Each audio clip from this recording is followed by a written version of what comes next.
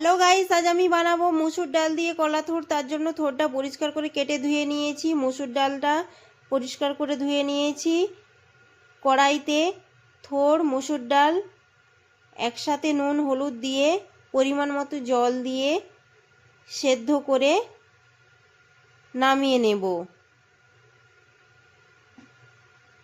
সেদ্ধ হয়ে গেছে। এরপর কড়াইতে পরিমাণ মতো তেল, কালো জিরে, তেজপাতা, পেঁয়াজ কুচিগুলো দিয়ে ভালো করে